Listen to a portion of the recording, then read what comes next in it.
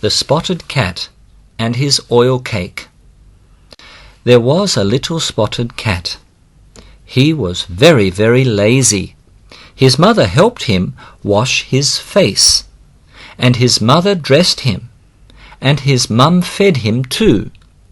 The mother cat said, "Kitty, you're old enough to learn some skills." But the little spotted cat said, "I can't. I'm still young." One day his mother had to go out, and she wouldn't be back until the next day. The little spotted cat was home alone.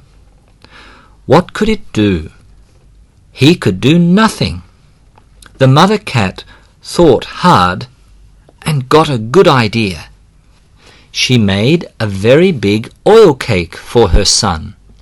Then she hung it from his neck. In that way he could eat when he lowered his head. Then Mother left. The little cat yawned leisurely, and he fell asleep very soon. And he began to snore.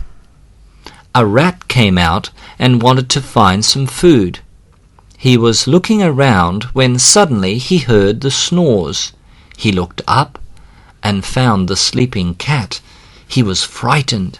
He was going to run off when suddenly he smelt the smell of the oil cake.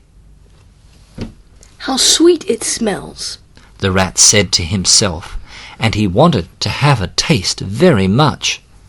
Then he went up to the cat quietly. Suddenly the little cat yawned again. He opened his eyes for a while. He seemed to see something walking to him. It had a pointed mouth, small ears and silver hairs, and a long tail. The cat asked, "Who are you?" The rat was frightened at first, but then he twinkled his eyes quickly and thought, "The other cats are busy catching rats, but this one is just sleeping instead. He can't recognize me. What a lazy and foolish cat.